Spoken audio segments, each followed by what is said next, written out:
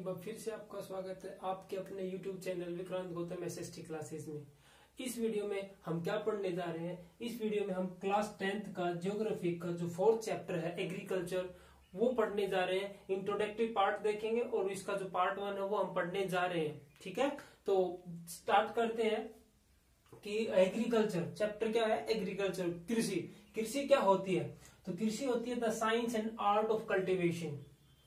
जो science and art of cultivation है, ठीक है, वो होती है क्या? On the soil, raising crops and rearing of livestocks. यहाँ पे जो पशुपालन है, साथ साथ लिव स्टॉक का मतलब पशुपालन, वो और क्रॉप्स ग्रो करना और जो कल्टीवेशन है सॉइल के ऊपर वो करना, और जो उसकी कला होती है, जो विज्ञान होता है, उसको बोलते हैं एग्रीकल्चर। जो एग्रीकल्चर शब्द है दो शब्दों से मिलकर के बना है। लैटिन भाषा का जो दो शब्द है एगर या एग्री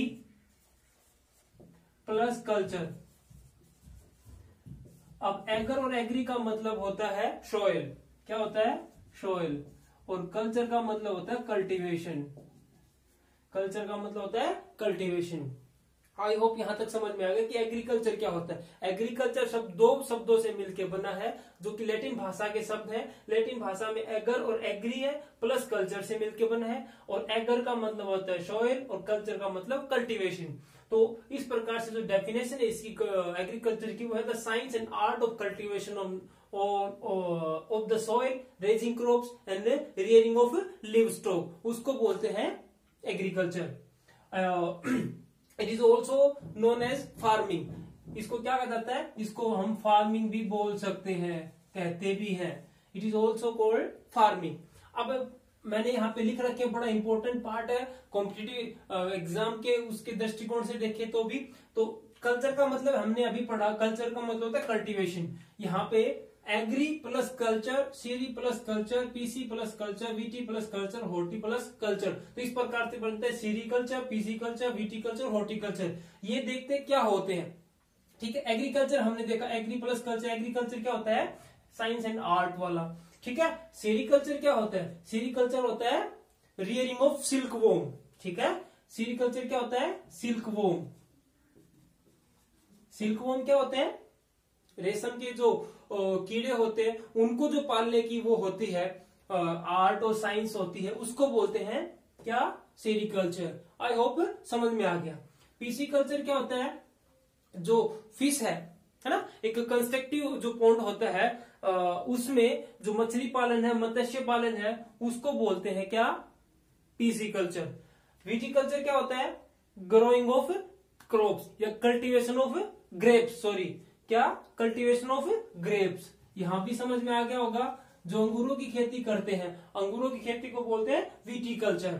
और हॉर्टिकल्चर क्या होता है? कल्टीवेशन या growing of vegetable, fruits etcetera. मतलब जो सब्जियां हम ग्रो करते हैं, जो फ्रूट्स, फल, सब्जियां जो उगाते हैं, उनको जो उगाने की जो कला है, साइंस है, आर्ट है, उसको बोलते हैं हॉर्टिकल्चर। आई होप ये जितने भी कल्चर हैं आपको समझ में आ गए। सेरिकल्चर क्या होता है? सिल्कवॉर्म।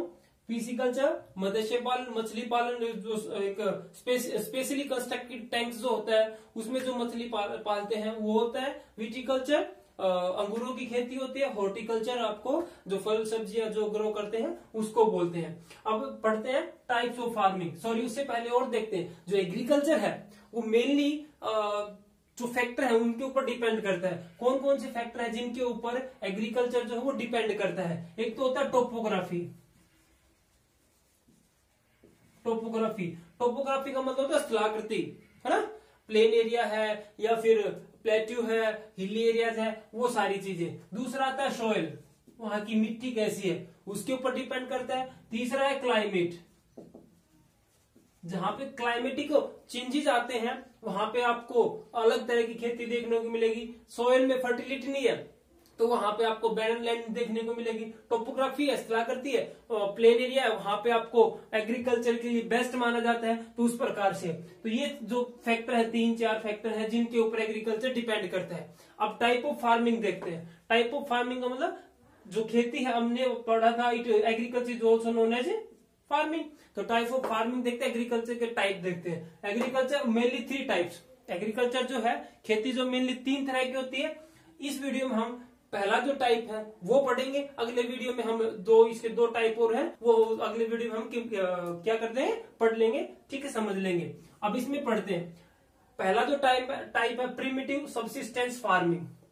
सबसिस्टेंस का मतलब निर्वहन, अपने खुद के वहन के लिए, खुद के लिए जो खेती करते हैं। और प्रिमिटिव का मतलब होता है पुराने तौर तरीके, प्राचीन, ठीक है ना।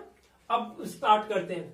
अब कहना प्रिमिटिव जो सबसिस्टेंस फार्मिंग होती है वो होता है with the help of primitive tools. जो पुराने तरीके के जो टूल्स हैं, जैसे हो गया, डाउ हो गया, डिगिंग स्टिक्स हो गया, फैमिली और कम्युनिटी लेबर या परिवार के सदस्य ही जो लेबर, आउटर लेबर से न मिला करके जो फैमिली के जो मेंबर्स हैं वही खेती करते हैं। और पुराने जो टूल्स होते हैं, औजार होते हैं, उनसे खेती करते हैं। हो गया, डाउ, डिगिंग स्टिक्स एटसेट्रा। इसमें जो HYV सीड्स हो गए, उनका कोई इसमें मॉडर्न टेक्निक्स हो गए, इसमें कोई वो नहीं है। इसमें केवल और केवल प्रिमिटिव टूल्स है, उन्हीं से खेती की जाती है।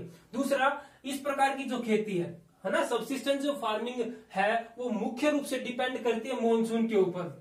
किसके ऊपर डिपेंड करती है? मॉनसून सीजन के ऊपर।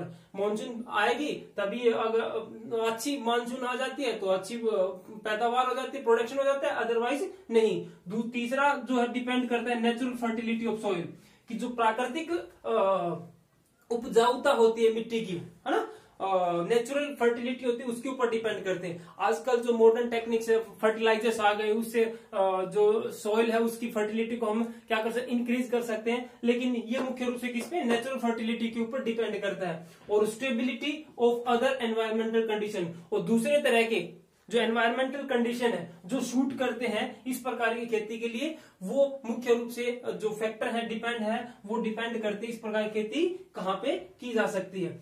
अब बात करते हैं, it is this primitive subsistence farming also known as slash and burn agriculture, ठीक है। अब सबसिस्टेंस जो फार्मिंग है वो एक और नाम से जानी जाती है, जिसको स्लैश एंड बर्न एग्रीकल्चर बोला जाता है, या इसको झूम कल्टीवेशन भी इसको बोला जाता है, ठीक है। अब देखते हैं स्लैश एंड बर्न एग्रीकल्चर क्या होता है, ठीक है। मुख्य रूप से ये जो किसी के द्वारा adopted by the people of thickly forested area, जो जंगल के, जो घने जंगल के जो लोग होते हैं, है ना, उनके द्वारा की जाती है। जो घने जंगलों में रहते हैं लोग, मेनली ट्रिबल पीपल जो होते हैं, किसके द्वारा, ट्रिबल पीपल इस तरह की जो खेती है स्लैश एंड बर्न वो करते हैं। होती क्या है, अ प्लॉट ऑफ लैंड, मतलब एक भूमि का टुकड़ा, वो क्या कहता है, is cleared by falling the trees and burning them. अब क्या होता है, थिकली फॉरेस्टेड एरिया होता है, उसमें जो पेड़ होते हैं उनको काट करके गिरा दिया जाता है और उनको जला दिया जाता है। और फिर क्या होता है, after soil losses it's fertility the land is abandon. और एक बार जो सोयल है वो अपनी फर्टिलिटी खत्म कर देती है, उसकी फर्टिलिटी खत्म हो जाती है, तो जो कल्टिवेटर्स हैं, जो कृषक हैं, वो उस जगह को छोड़ करके दूसरी जगह पर चले जाते हैं और वहां पर भी क्या करते हैं, उसी प्रकार से पेड़ों को काटते, गिराते, उनको जलाते हैं। अब क्या होता है कि जब पेड़ों को गिराते जलाते हैं तो वो जो एस होती है, राख, है ना, उससे क्या होता है, फर्टिलिटी जो होती है वो क्या होती है, बढ़ जाती है। और उसमें इस प्रकार से जो ये टूल्स हैं उनसे यू डाल करके उसमें बीज वगैरह डाल दिए जाते हैं, बारिश होगी तो वो अपने आप ग्रो हो जाती है। तो हमने पढ़ा था मेनली इन्हीं के ऊपर डिपेंड करता है। तो उस कारण से इस प्रकार से वो खेती की जाती है। और किसके द्वारा अडॉप्ट की जाती है, by the people of thickly forested areas. जो थिकली फॉरेस्टेड एरियाज के लोग हैं, मेनली ट्रिबल पीपल है, उनके द्वारा इस प्रकार की खेती की जाती है। और जब खेती की जाती है तो जो स्लैश एंड बर्न एग्रीकल्चर है वो डिफरेंट पूरे ग्लोबली अलग अलग नामों से वो जानी जाती है। क्या भारत की बात करें तो झूमिंग नाम से जाना जाता है, मतलब जो प्रिमिटिव सबसिस्टेंस फार्मिंग है उसका दूसरा नाम क्या है, स्लैश एंड बर्न एग्रीकल्चर। और जो स्लैश एंड बर्न एग्रीकल्चर है, प्रिमिटिव सबसिस्टेंस जो फार्मिंग है, वो अलग अलग नामों से जानी जाती है देशों में, ठीक है। झूमिंग जो है north eastern part of India, जो इंडिया का जो ये पार्ट है,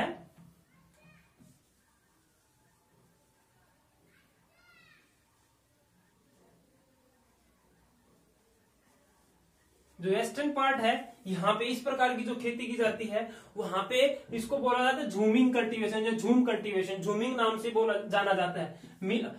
मैक्सिको जो है, मतलब आपका नॉर्थ अमेरिका जो कंटिनेंट है उसमें जो सेंट्रल अमेरिका है, सेंट्रल पार्ट है अमेरिका का, यूएसए का, वहां पे, और जो मैक्सिको है वहां पे जो स्लैश एंड बर्न एग्रीकल्चर जो उसको मिल्पा नाम से जाना जाता है। ब्राजील जो है, जो साउथ है अमेरिका कंटिनेंट में है, द लार्जेस्ट कंट्री है आपका साउथ कंटिनेंट में, तो उसमें इसको रोका नाम से जाना जाता है। कोनुको वेनेजुएला उसी नॉर्थ साउथ अमेरिका कंटिनेंट में कोनुको है, कोनुको नाम से जाने जाते हैं वेनेजुएला में। मैसोल जो है सेंट्रल अफ्रीका, जो मध्य अफ्रीका है, वहां पे इसको मैसोल नाम से जाना जाता है। लद्दाख जो है इंडोनेशिया में लद्दाख नाम से इसको जाना जाता है। रे जो है वियतनाम जो है उसमें इसको रे नाम से इसको जाना जाता है। अब इस प्रकार की खेती जो है उसमें जो प्रोडक्शन होता है वो क्या होता है, बहुत कम होता है। ठीक है, अब इसके बात करें इसके डिसएडवांटेजेस की, तो डिसएडवांटेजेस की तो क्या है, मोर लेबर इज रिक्वायर्ड। पहला डिसएडवांटेजेस है कि जो लेबर है वो अधिक जरूरत पड़ती है, क्योंकि पेड़ों को काटा भी जाता है, गिराया जाता है, जलाया जाता है, इस कारण से जो लेबर है बहुत अधिक इसकी जरूरत पड़ती है। दूसरा जो डिसएडवांटेज है, प्रोडक्शन जो होता है वो क्या होता है, बहुत कम होता है। प्रोडक्शन क्या होता है, बहुत कम होता है। और मेनली क्यों होता है, क्योंकि अगर नेचुरल फर्टिलिटी खत्म हो जाती है, मानसून खत्म हो जाती है, इस कारण से, या छोटे से ही स्तर पे, प्लॉट पे, टुकड़े पे, भूमि के टुकड़े पे ही की जाती है, इस कारण से जो है प्रोडक्शन जो है वो बहुत कम होता है। ये मुख्य इसके डिसएडवांटेजेस है प्रिमिटिव सब्सिस्टेंस फार्मिंग के। आई होप यहाँ तक जो इंट्रोडक्टरी पार्ट था और जो पहला टाइप था हमने वो पढ़ा। अगर